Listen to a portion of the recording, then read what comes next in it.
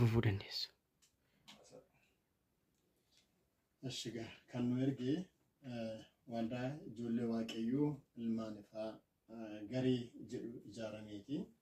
Isaanis waldoota jaarraa ijaaramanii waldoonni jaan kun immoo walii galanii akkasiin gargaaramtan kan keessan kan namoota biroo ammoo na gargaaraa turre hundaa'uun sadan koree murteessaa yoo deemnuyyuu kan keessan qaxxataa ofiidhuma isaanii achirraa murteessanii qarshii 30,000 kallattiidhaan isaan nu qaqqabsiisaadhanii nu erganii kunuun nuyi ergaa isaanii isin biraan geenya kun 20,000dha. Inni kun immoo 10,000dha.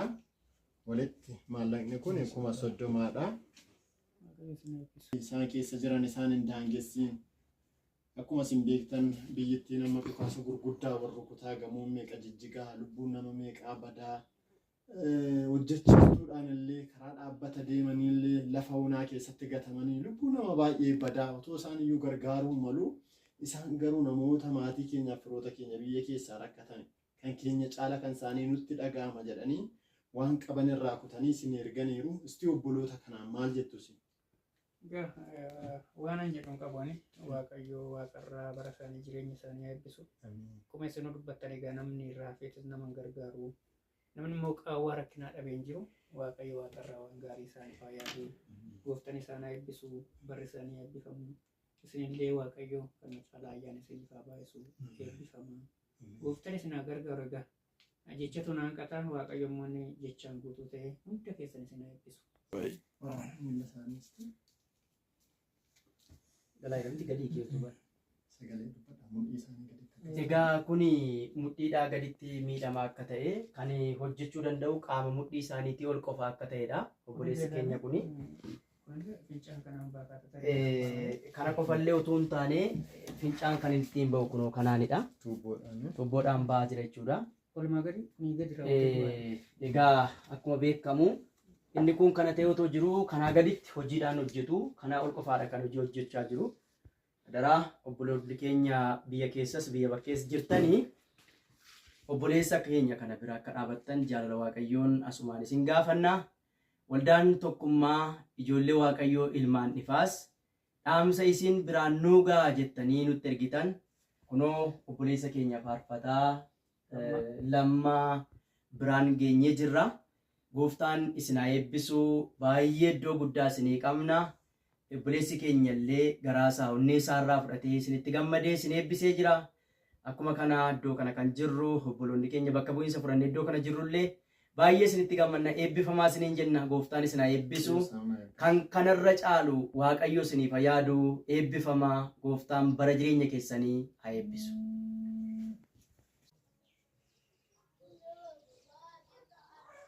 Egaa amma kan jirru magaalaa Baakkooti. Mana obboleettii keenya maqaan keenya Qanaatee Buzaayyoo kan jedhamtu haala mijataa keessa waan hin jirreedhaaf isheen akka gargaaramtuuf yaadnee turre. Haalli isheen keessa jirtu haala mijataa keessa hin jirtu. Kanaaf isheedhaaf kallattiidhaan gaaffii ishee gaafannee birrii sii laannu moo zayitiidhaa fi boqqolloo sii kenninu qallaba sii binnu jennee gaafannee jennaan. Maallaqan barbaada waan jetteedhaaf maallaqa 3,000 qabannee jirra. Maallaqni 3,000 amma lakkaa'inaan kennaa fi gara kana toon kenniin gargaarsi kun kan hin dhufe waldaa ijoollee waaqayyoo tokkummaa ilmaan ifaa waldaa tokkummaa ijoollee waaqayyoo ilmaan ifaa jedhu irraa dhufe kunoo taappeellaansa argamaa jirani? Argamaa jiru?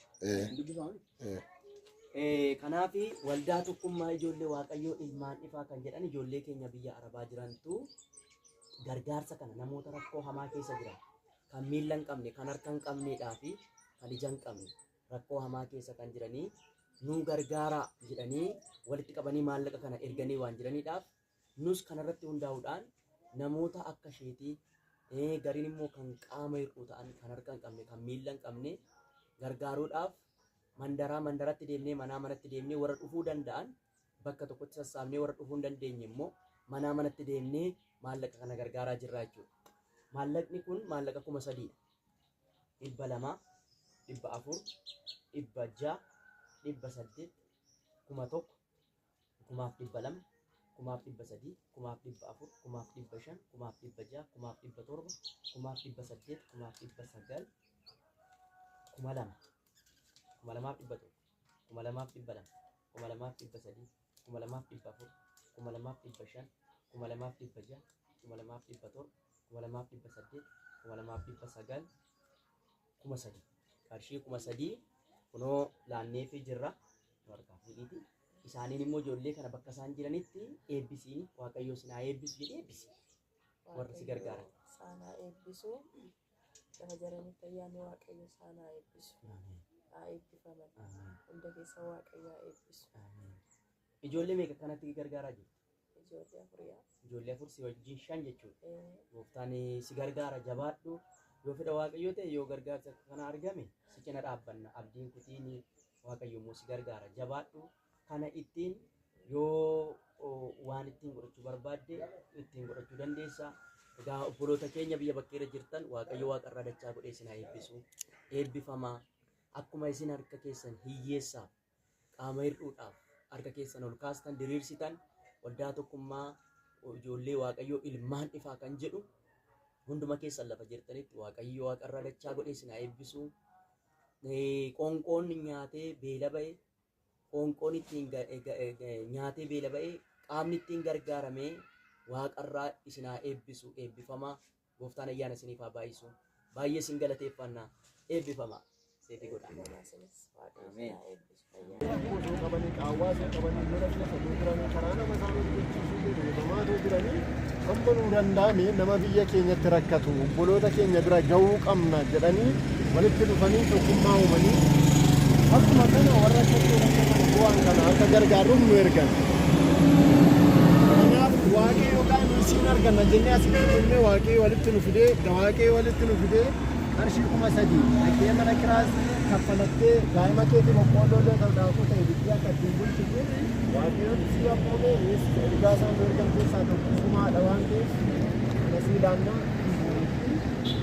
boo'uun qabdu maaliif miiraarii keessa galuus hin qabdu amma maallaqa kana kan si erge akkuma isaan jedhaniif waldaa tokkummaa ijoollee waaqayyoo ilmaan ifaati isaan maallaqa kana nama rakkate nama kan qabne nama miila hin qabne nama ija hin qabne rakkoo hamaa keessa nama jiran gargaaraa jedhanii waan erganiif qarshii nama nuti siidhaan kun qarshii 3,000dha kaadiraatti as laadha. Waaqayyoo nama naftee jirta?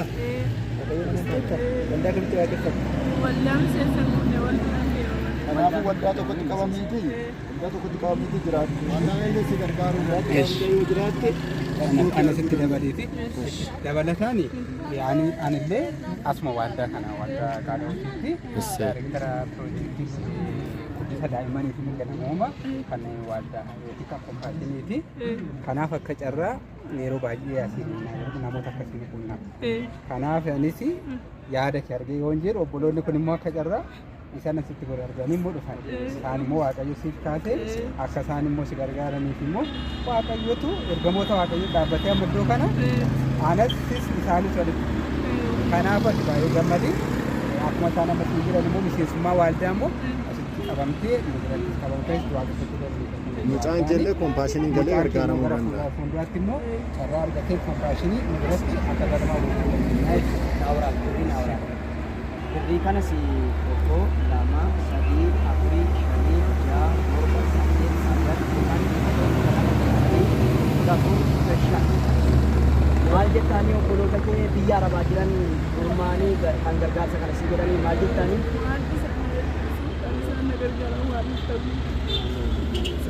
jabaadhu ishii yaadaan isiin jedhamu dhageessata waan ta'eef waldaatti qabamtee hordofaa duukaa bu'aa kanatti ba'ee mul'atu. Kun immoo godharran taa'ee kanarra nama hojjetudha. jabaadhu ishii jirantu haala mijaanii keessa ta'anii haala qormaata qabuuf biyya waraana qabdu nagaan illee kan hin jirre keessa ta'anii ofiisaaniif lubbuu isaaniif illee too dhiphachaa jiranii wanta waaqayyo nuuf kenneef wanta waaqayyo nu gargaara keessaa nummoo dhaloota biyya keenya rakkachaa jiru gargaaruu qabna jedhanii maallaqa walitti qabanii nuyin ergaa nu dhaqaadhanii nu ergatanii har'a maallaqni kun egaa tarii maa gochuu dhiisuu danda'a garuu yaadni isaan yaadan kaayyoon isaanii guddaadha. Hafuuraanis immoo namanna isa hojjanne irra isa kadhanne waaqayyo akka inni raawwatu nan amana boru guyyaa dhugaa baatee waaqayyo nuu laata qarshii 5,000 obboloota koo bakka bu'ee obboleessa koof nan kenna. Kan kennamee fi qarshii 5,000. Gooftaan isaan eebbisuu obboloota keenya waldaa tokkummaa ijoollee Waaqayyoo ilmaan ifaa kan jedhaman biyya bakkeerra kan jiranii gargaarsa kana kan gumaachanii fi isaanii mee maatiin mana kanaa haati keenya obboleessi keenya obboloota keenya biyya bakkee jiraniin maal jettuuni? Waaqayyo isaan eebbisu. Eebbifamu.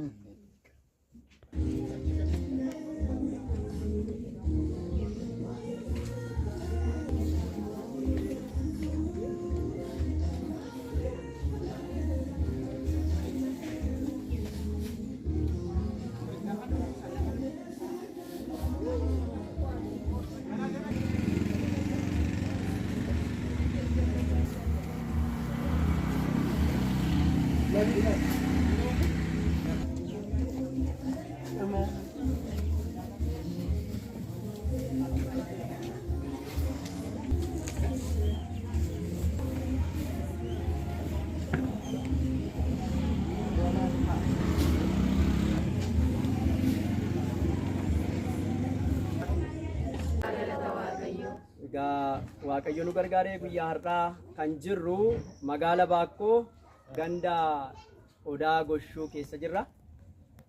Lafti amma nuti argamnu akkuma beekamu waldaa Qaala Hiyoot Baakkooti.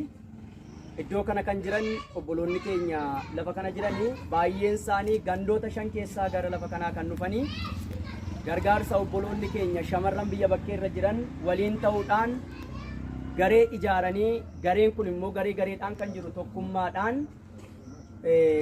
walitti dhufanii waldaa tokkummaa ijoollee Waaqayyoo ilmaan ifaa jedhu waldootii garaagaraa irraa walitti dhufanii ijaaramanii obboloota keenya biyya keessa jiran haadholii keenya biyya keessa jiran kan harka hin qabne kan ija hin qabne kan miila hin qabne qabaatanii hojjechuu kan hin dandeenye akkuma kana qabaatanii ittiin hojjetanii of jijjiiruu kan hin dandeenyeef gargaarsa kana biyya bakkee ta'aniiti kan isaan isinii godhan jechuudha. Kanaaf iddoo kana kan jirtanii biyya bakkeerra kan jiran ijoollee keenya biyya garaagaraa kan jiran Baakkoo qofatu hin taane akkuma Itoophiyaatti naannoolee garaagaraarraa kan jiranii biyya Arabaa keessa kan jiran garee ijaaramanii gargaarsa kana kan isaan isinii godhan jechuudha. Kanaaf gargaarsi kun gaafa isinii ta'u har'a kan ittiin nyaattanii boruuf immoo kan ittiin Waaqayyoon kadhattan. Kanaaf egaa obboloonni keenya gargaarsa kana godhanii gariin isaanii rakkina keessa dhaabbatanii shintibeetii ormaa dhiqanii akkuma kana rakkina garaagaraa keessa dhaabbatanii waraannii fi waraansi dhukaasni baay'een otoo jiru gamoo baay'een otoo harca'u sanuma keessa dhaabbatanii dabqa isaanii irraa walitti qabanii warri biyya keessaatii rakkachaa jiran haadha keenya abbaa keenya jedhanii maallaqa isaanii kanarraa irraa fi otoo hin taane gochuun qaba namni hiyyeessaaf godhe Waaqayyoof liqeesse waan jedhuudhaaf isaanis kana bu'uureeffachuudhaan gargaaramuu qabu waan jedhaniidhaaf dhaamsa isaanii kunoo isin qaqqabsiifnee jirra. Akkuma beekamu kaameraachi garagalchaa iddoo kana kan jiru kaameraachi garagalchaa iddoo kana kan jiru zayita abbaa liitirii 3 akkuma kana boqqolloo 50 kiiloo yookaan qunnaa 6 jechuudha. Iddoo kana kan jiru akka isiniif bitamu akka isiniif kennamu taasifamee jira.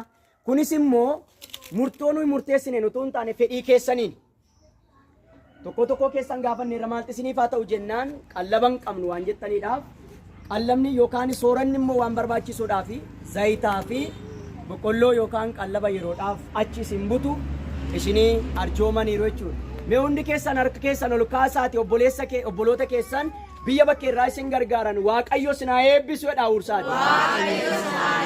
Dabalaa fi ammas Waaqayyo isin haa eebbisu jedhaani. Isin haa milkeessu jedhaa. Nagaan akka dhaqxan nagaan deebi'aa galaa jedhaa.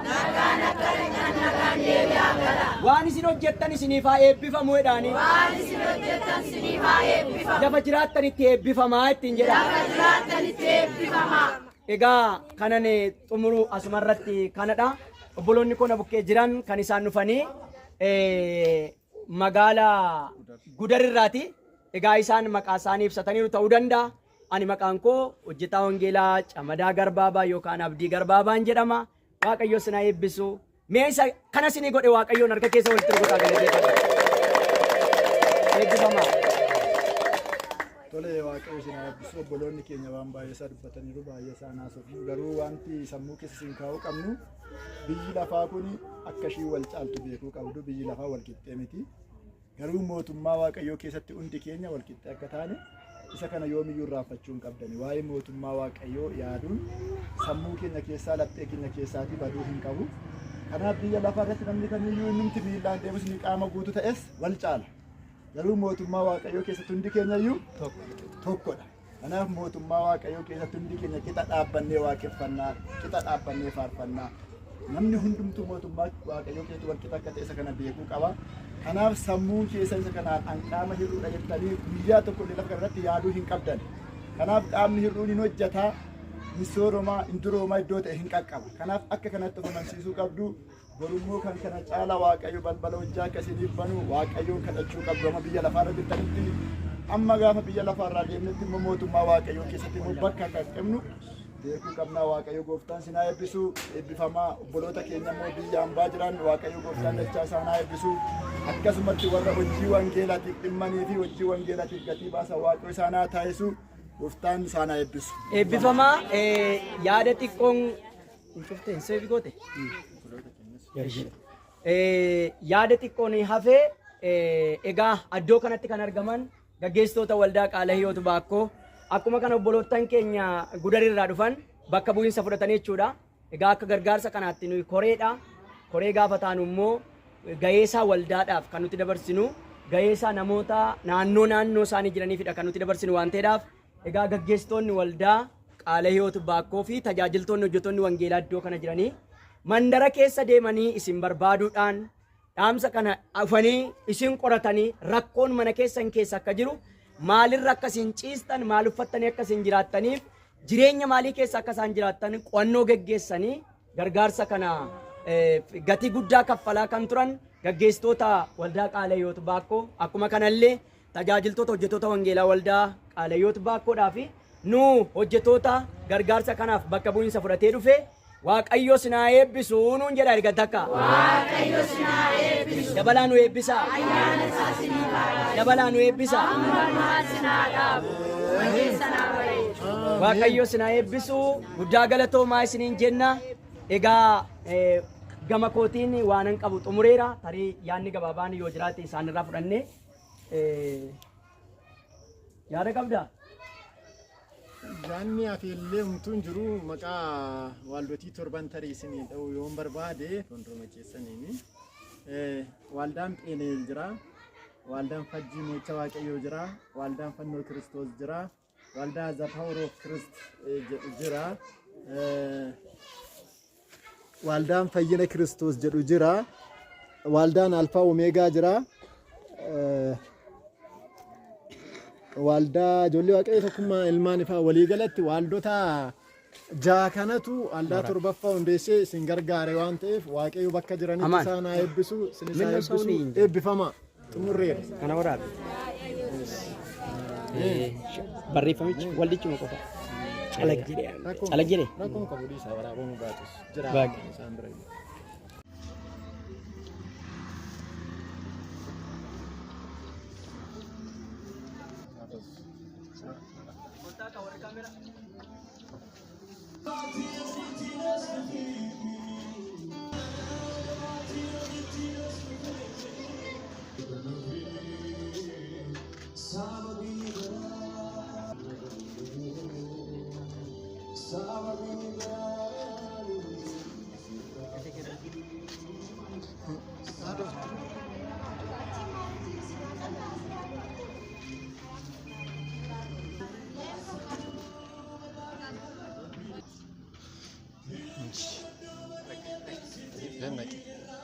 Tegiyo masana irkad.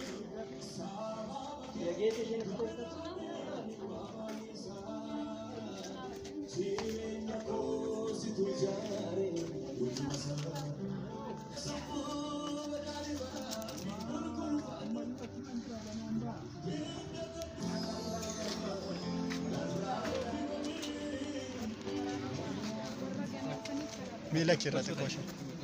Mila kira ul fuudhisti wayyaa. Sodaati na ijo. Fuudhi. Wayyaa fuudhi oolu.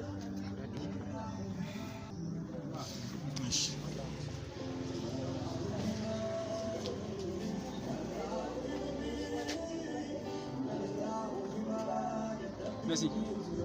Messi.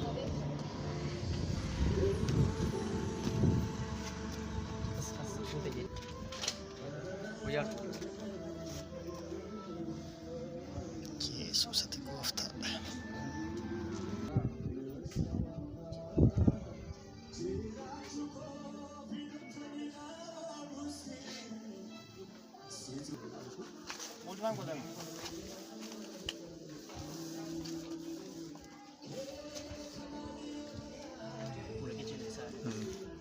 Mata.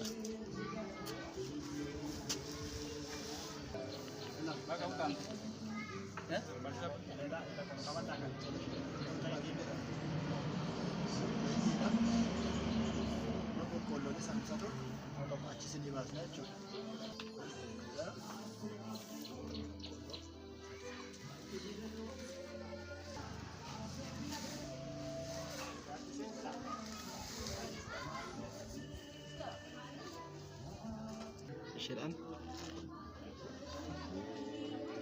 Nama kabda. Wala gaw mali.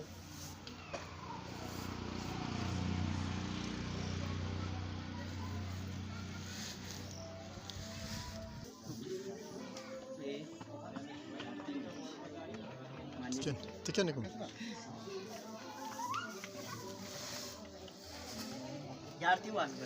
Mau jaar. Tisika ka babba tisika.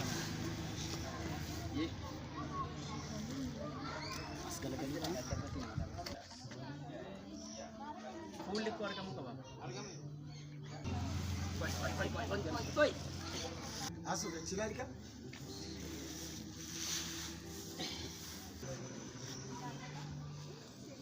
Apa kan? Segala-gala aja. Apa aja? Anak disita sama ni tu bata. Karena mau ke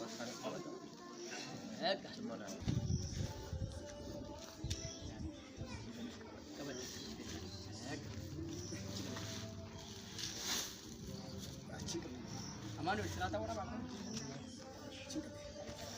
Terus kau yo itu nih. Segala-gala. Karena apa batas? Kecilan. Sampai ke sini sampai.